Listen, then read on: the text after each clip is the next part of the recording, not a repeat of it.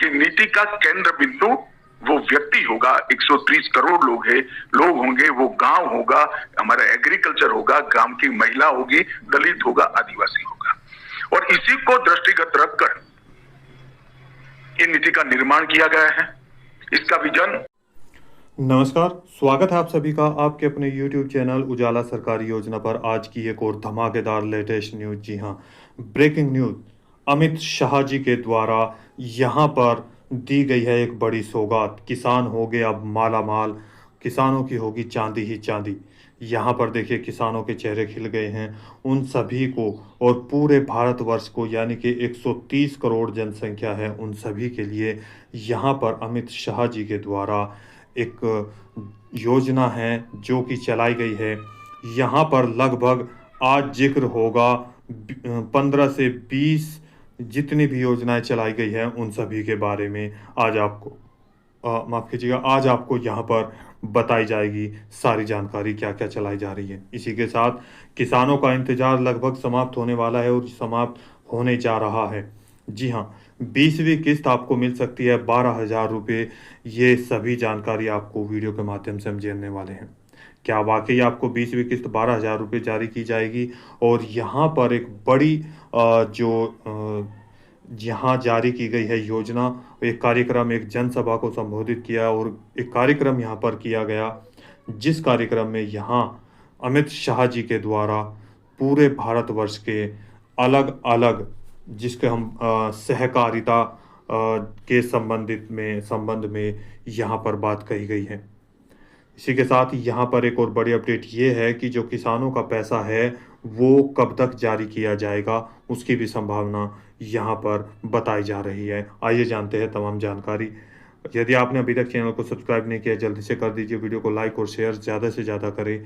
PM आवास और इसके साथ साथ यहाँ पर आप सभी को पानी, बिजली से संबंधित योजनाओं के बारे में भी बड़ी यहाँ पर उपलब्धि बताई गई है। देखिए, 20वीं किस्त को लेकर यहाँ पर एक बड़ा सवाल पैदा हो गया है। मीडिया में लगातार चर्चा बनी हुई है और यहाँ तक का सुनने में आ रहा है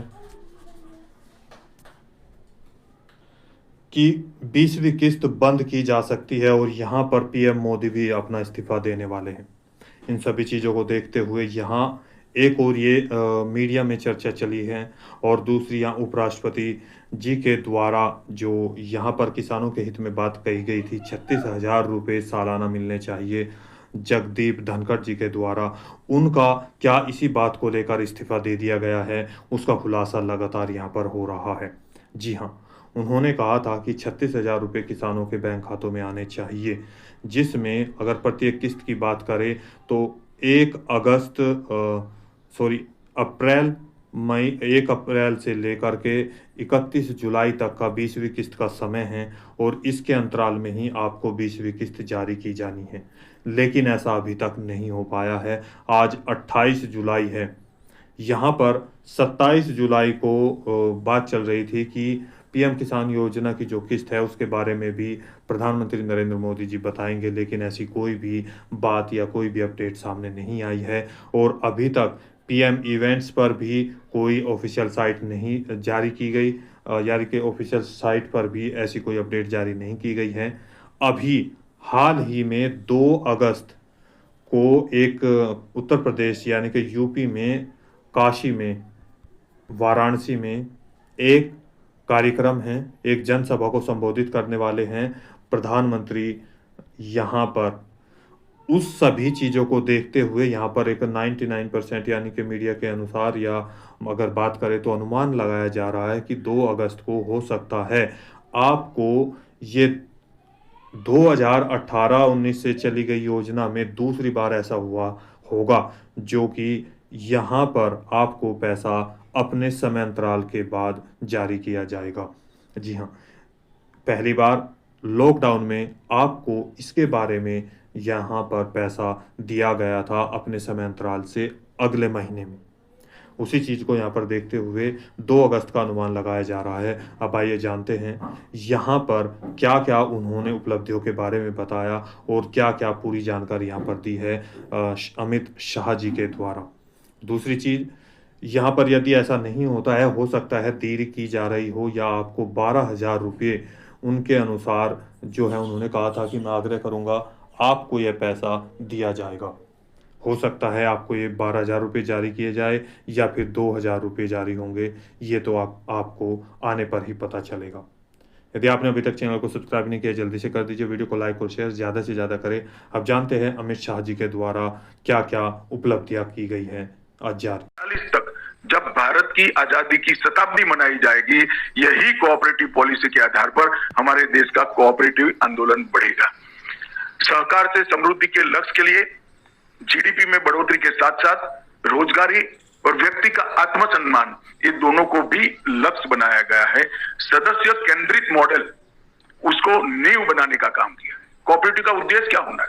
सदस्य का कल्याण, मेंबर का कल्याण, ये कोऑपरेटिव का उद्देश्य होना चाहिए। इसके आधार पर इसको नींव बनाकर एक सहकारिता नीति का निर्माण किया गया है। महिला, युवा, ट्राइबल और दलित, इसकी हिस्सेदारी देश के आर्थिक विकास में बढ़ाने के लिए बहुत मौके सृजित करने पर भी ध्यान दिया गया है। और सरकारी समिति को आने वाले दिनों में कुछ ग्रुप में डिजिटल प्लेटफॉर्म खड़ा कर हर एक प्रकार की सहकारी समिति का अपना डिजिटल प्लेटफॉर्म हो। इनकी दृश्यता, विजिबिलिटी और इनकी पहचान, उसको भी हम आगे बढ़ाएंगे। कोऑपरेटिव बैंकों के विकास के लिए भी ढेर सारा आयोजन सहकारिता मंत्रालय ने किया है। अर्बन कोऑपरेटिव बैंकों के लिए काफी कुछ हुआ है, मगर बाकी सारे क्षेत्रों में कम हुआ है। इसका मूल कारण था कि अर्बन कोऑपरेटिव बैंकों की एक प्रकार से टेक्नोलॉजी की दृष्टि से आर्थिक सक्षमता बढ़ाने के लिए, पारदर्शिता के लिए एक अम्ब्रेला ऑर्गेनाइजेशन की जरूरत थी।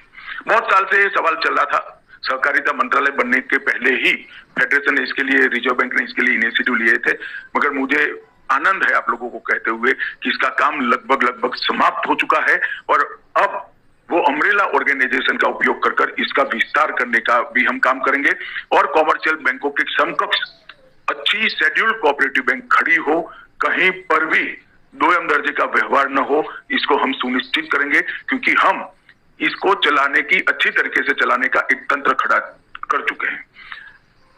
ग्लोबल विस्तार, वैश्विक विस्तार और अंतरराष्ट्रीय बाजारों में पहुंच के लिए हमने एक एक्सपोर्ट की कोऑपरेटिव बनाई है। टेक्नोलॉजी के आधार पर पारदर्शी प्रबंधन करने के लिए भी पैक्स का मॉडल बन चुका है। अर्बन कोऑपरेटिव बैंक का मॉडल बनना शुरू है। तो आने वाले दिनों में हर प्रकार की कोऑपरेटिव में टेक्नोलॉजी के आधार पर पारदर्शी प्रबंधन, इसके लिए भी हम चिंता करेंगे। पर्यावरण का स्थायित्व और चक्रीय अर्थव्यवस्था, कोऑपरेशन अमॉन्ग्स कोऑपरेटिव, इसको हम आगे बढ़ाएंगे। इसके बहुत 3 राज्यों में एक्सपेरिमेंट पहले 1 में चलता था, आज 3 में चलता है। बहुत अच्छे नतीजे मिले और विश्वसनीयता बढ़ी है। अब काफी सारी सरकारी योजनाओं में हम कोऑपरेटिव को जब इंक्लूड करेंगे तो इसका क्यूमुलेटिव इफेक्ट से परिणाम मिलने की शुरुआत होगी। और एक ऐसा कोऑपरेटिव सेक्टर बनाना है जिसमें युवा अच्छे से अच्छा एजुकेशन लेकर कोऑपरेटिव को अपने करियर बनाए। ऐसा एक विश्वसनीय कोऑपरेटिव मॉडल इस देश में खड़ा करने का हमारा लक्ष्य है। मित्रों, मैं इतना कह सकता हूं कि ये नीति, सहकारिता नीति को जब कोई पढ़ेगा तो प्रथम दृष्टया इसको लगेगा इसमें नया क्या है। बहुत सरल भाषा में, सादी भाषा में बनाई गई है, मगर मेरा आपसे आग्रह है कि इसके मूल तत्व को पकड़िएगा। कोऑपरेटिव सेक्टर की सारी समस्याओं का समाधान, आने वाले 25 सालों तक कोऑपरेटिव सेक्टर का विकास और कोऑपरेटिव सेक्टर को अर्थतंत्र के विकास के लिए जुड़े हुए जितने भी सेक्टर है, सभी सेक्टरों के समकक्ष खड़ा करने की क्षमता, ये क्षमता की निर्मित ये कोऑपरेटिव पॉलिसी के अंदर है। ढेर सारा काम हमारा समाप्त हो चुका है। देश भर का राष्ट्रीय सहकारी डेटाबेस बन चुका है। अब ये डेटाबेस का अपडेट करने का काम भी 2-3 महीनों में जिला स्तर से, तालुका स्तर से शुरू हो जाएगा। इसका जियो मैपिंग भी शुरू हो चुका है। पैक्स को लिए कॉमन बायलॉज बनाना बहुत सरल था, मगर देश भर के पैक्स इसको एडॉप्ट करे, सभी राज्य इसको अडॉप्ट करे, बहुत कठिन था। मगर आज मैं बड़े हर्ष के साथ आपको बताता हूं, सभी राज्यों ने मॉडल बायलॉज को एडॉप्ट कर प्राइमरी सोसाइटीज जो 2 लाख बनाने से है, इसमें समाप्त हो चुका है। पैक्स का कॉम्पिटिकरण का काम भी समाप्त हो चुका है और 25 नए काम जो पैक्स के साथ जोड़े थे, 2 छोड़कर सब में कुछ न कुछ प्रगति होकर एक सफल मॉडल बनाने का हम काम करेंगे, कर रहे हैं। जैसे प्रधानमंत्री जन औषधि केंद्र, अब तक 4108 पैक्स को स्वीकृति मिल चुकी है। पेट्रोल डीजल के रिटेल आवेदन 393 पैक्स ये काम कर चुके हैं। एलपीजी की डिस्ट्रीब्यूटरशिप के लिए भी 100 से ज्यादा पैक्स कर चुके हैं। हर घर नल से जल का प्रबंधन भी मिला है। पीएम सूर्यघर योजना का काम भी पैक्स कर रहे हैं। कई सारी चीजें हमने समाप्त कर दी। इस सब के लिए एक वेल ट्रेन मैन पावर के लिए त्रिभुवन सहकारी यूनिवर्सिटी की नींव डालने का काम भी समाप्त हो चुका है। कुछ ही दिनों में अस्थायी परिसर के अंदर हम इसका कामकाज शुरू करेंगे। सहकार टैक्सी इस साल बदलने से पहले शायद हम लेकर आ जाएंगे, इसका मुझे विश्वास है, और जिसमें सीधा मुनाफा उसका ड्राइवर के पास जाएगा। अंतर्राष्ट्रीय सहकारिता वर्ष के लिए भी हमने भारत के लक्ष्य तय कर उसको नीचे तक पहुंचाने का काम किया है। आयकर के इनकम टैक्स से हमारे कई सारे मुद्दे हमने रिजॉल्व कर दिए हैं। मैंने जैसा पहले कहा, सहकारिता में सरकार ये मॉडल को हम धीरे धीरे अब सब जगह अप्लाई कर सके, इतना पुख्त बना चुके हैं, मैच्योर बना चुके हैं। और कोऑपरेटिव बैंकों के लिए भी कई नई शुरुआतें हमने की है। इसके साथ साथ 3 बहुराज्यीय सहकारी समिति बनाई है, एक एक्सपोर्ट के लिए, एक बीज के लिए और एक ऑर्गेनिक के सर्टिफिकेशन। इनों में जिस तरह से हमारे कोऑपरेटिव के आज अमूल, इफको, क्रिप्को बहुत अच्छी कोऑपरेटिव दुनिया जानती है, इसी प्रकार से तीनों समितियां आगे बढ़ेगी, इसका मुझे विश्वास है। एनसीडीसी की भूमिका भी बहुत अच्छे तरीके से हमने बढ़ाई है, आने वाले दिनों में बढ़ेगी। चीनी मिलों को आर्थिक रूप से एक प्रकार से आत्मनिर्भर करने के लिए हमने 10,000 करोड़ की सहायता की है। टैक्सेशन का 15,000 करोड़ का सालों पुराना प्रॉब्लम हमने रिसॉल्व किया है और इथेनॉल के माध्यम से इथेनॉल के संयंत्र को मल्टीपर्पज बनाकर हम इसमें भी अब आगे बढ़ रहे हैं। श्वेत क्रांति 2 आने वाले दिनों में ग्रामीण विकास का बहुत बड़ा पिलर बनने वाला है और इसमें महिलाओं की भागीदारी भी बहुत प्रमुखता से हम करने में आगे बढ़े हैं। मित्रों, मैं अंत में इतना ही कहना चाहता हूं कि मोदी जी ने बहुत दूरदर्शिता के साथ सहकारी मंत्रालय की रचना की। उसका उद्देश्य समाज के हर वर्ग को आगे बढ़ाना था, विकास को, डेवलपमेंट को, सर्वस्पर्शीय, देश के हर कोने को छूने वाला विकास और सर्वसमावेशी, देश के हर वर्ग को समावेश करने वाला विकास करना था। कोई डेवलपमेंट का ऐसा मॉडल सफल नहीं हो सकता जिसमें देश का एक एक नागरिक इसकी चिंता न हो। तो एक सर्वसमावेशी, सर्वस्पर्शीय विकास का मॉडल बनाने का काम सहकारिता मंत्रालय ने हाथ में लिया है। मुझे विश्वास है कि विमोचन हुआ है। अगर मुझे ठीक याद है तो 2002 में पहली बार भारत सरकार सहकारिता नीति लेकर आई थी। उस वक्त भी भारतीय जनता पार्टी की सरकार थी। श्री अटल जी उस सरकार के प्रधानमंत्री थे और आज 2025 में आजादी के बाद दूसरी सहकारिता नीति भारत सरकार लेकर आई है। वो भी भारतीय जनता पार्टी की सरकार है और श्री नरेंद्र मोदी उसके प्रधानमंत्री। इस बात को मैं इसलिए बताना चाहता हूं कि जो पार्टी का दृष्टिकोण, जो सरकार का दृष्टिकोण भारत को समझता है, भारत के विकास को समझता है और भारत के विकास के लिए जरूरी सभी चीजों को समझता है, वो ही सहकारिता क्षेत्र को महत्व दे सकता है। मित्रों, सुरेश प्रभु जी ने अभी कहा कि दुनिया के मॉडल फेल हो रहे हैं और नए मॉडल की जरूरत है। कोई नए मॉडल की जरूरत नहीं है। देश हजारों साल से एक मॉडल पर चल रहा है और इसका कोई लंबा चौड़ा आर्थिक विकास का और अर्थतंत्र के विकास का मॉडल का कोई बड़ा थ्योरी नहीं है। अगर मूल इकाई देश की और अर्थतंत्र की समृद्धि हो, तो इसके साथ साथ 130 करोड़ 140 करोड़ नागरिकों के सम विकास की भी जिम्मेदारी भारत की है।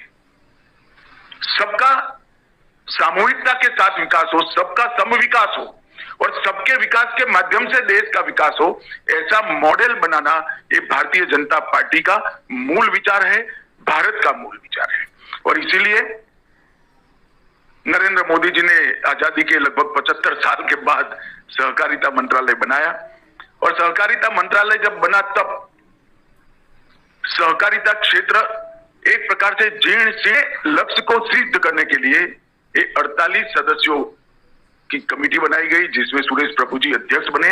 उन्होंने 4 जगह क्षेत्रीय कार्यशालाएं भी की, कई चुने हुए प्रतिनिधि, कोऑपरेटिव क्षेत्र के नेता, विशेषज्ञ, शिक्षाविद, अनेक मंत्रालय, हर प्रकार के स्टेक होल्डर से विशद चर्चा कर एक कोऑपरेटिव नीति बनाई है। और सारे जो सुझाव आए, लगभग 750 के आसपास सुझाव आए, मुझे जो मिले हैं उसको मिलाकर उसमें 17 बैठकें हुई, और फिर आरबीआई और नाबार्ड के साथ भी परामर्श हुआ और ये नीति बनी है। आज मैं फिर नरेंद्र मोदी जी ने 80 करोड़ लोगों को एक 10 साल के अंदर घर दे दिया, घर में बिजली दे दी, घर में गैस का सिलेंडर दे दिया, शौचालय दे दिया, 5 किलो अनाज प्रति व्यक्ति प्रति माह मुफ्त दे दिया, 5 लाख तक का इलाज का सारा खर्चा दे दिया। अब ये 80 करोड़ लोगों के लिए सबसे बड़ा प्रॉब्लम है कि अब हम करें क्या, क्योंकि 10 साल पहले पूरा जीवन जो मेहनत, पूरा दिन जो मेहनत करते थे, ये चीजों के लिए करते थे। एक सरकार ने उनको 10 ही साल में सारा दे दिया। मैं तो गांव देहातों में घूमने वाला आदमी हूं, देश भर में घूमने वाला। कई लोग ऐसे हैं जिन्होंने मुझे कहा है, भाई हमारे पास 8 पीढ़ी के बाद हमारा खुद का घर आया है। कई लोग ऐसे हैं जिनके नागरिक जो एक्टिव मेंबर नहीं है या तो मेंबर ही नहीं है, ऐसे 50 करोड़ नागरिकों को एक्टिव मेंबर कोऑपरेटिव सेक्टर का बनाने का भी लक्ष्य रखा है। समितियों की संख्या में 30% की वृद्धि हम करेंगे, मतलब 8,30,000 है, इसमें 30% की वृद्धि हम करेंगे। हर पंचायत में एक प्राथमिक कोऑपरेटिव होगी, मतलब पैक्स जरूरी नहीं है, प्राथमिक डेयरी होगी, प्राथमिक मछुआरा समिति होगी, प्राथमिक मल्टीपर्पज पैक्स भी हो सकता है, प्राथमिक पैक्स भी हो सकता है। और इसके माध्यम से जो युवा काम कर सकता है, इसकी रोजगारी भी बढ़ाना, पारदर्शिता, ट्रांसपेरेंसी, वित्तीय स्थायित्व और संस्थागत विश्वास, इसको हर इकाई बढ़ाए, इसके लिए एक क्लस्टर भी बनाएंगे और मॉनिटरिंग सिस्टम भी हम बनाने वाले हैं। और मॉडल सहकारी गांव मेरे मत क्षेत्र में सबसे पहले एक शुरू हुआ है, नाबार्ड का इनिशिएटिव है। ये मॉडल सहकारी गांव जो बने हैं, इसके एक्सपीरियंस का अनुभव कर कोऑपरेटिव सेक्टर, जीएससी बैंकों, मतलब स्टेट कोऑपरेटिव बैंकों के माध्यम से हर तहसील में 5-5 मॉडल कोऑपरेटिव गांव खड़ा करने का हम प्रयास करेंगे। श्वेत क्रांति 2.0 के जरिए महिलाओं की सहभागिता को हम इसके साथ जोड़ेंगे। और मैं विश्वास से बता सकता हूं मित्रों कि सारी चीजों को हम 2 समितियों के माध्यम से जमीन पर उतारने का रोड मैप बनने के बाद ही मैं आज आपके सामने उपस्थित हूं। पर प्रभु साहब का स्वभाव अच्छा बोलने का है, मगर ऊपर अकेले में मुझे पूछा कि 8 माह से दे दिया है, क्यों घोषित नहीं हो रहा है? मगर इसके इम्प्लीमेंटेशन की तैयारी जब तक ना हो तब तक घोषित न करना ये सहकारिता मंत्रालय के लिए बहुत जरूरी था। आज मैं कह सकता हूं कि सहकारिता मंत्रालय मोदी जी के नेतृत्व में इसके इम्प्लीमेंटेशन के लिए संपूर्ण रूप से तैयार है और हम इसको जमीन पर उतारेंगे। मित्रों, 2 दशक में टेक भाग तक की जरूरियातों को ध्यान में रखकर बनाया है। मतलब 2047 तक जब भारत की आजादी की शताब्दी मनाई जाएगी, यही कोऑपरेटिव पॉलिसी के आधार पर हमारे देश का कोऑपरेटिव आंदोलन बढ़ेगा। मैं इतना कह सकता हूं कि ये नीति, सहकारिता नीति को जब कोई पढ़ेगा तो प्रथम दृष्टिया इसको लगेगा इसमें नया क्या है। बहुत सरल भाषा में, सादी भाषा में बनाई गई है, मगर मेरा आपसे आग्रह है कि इसके मूल तत्व को पकड़िएगा।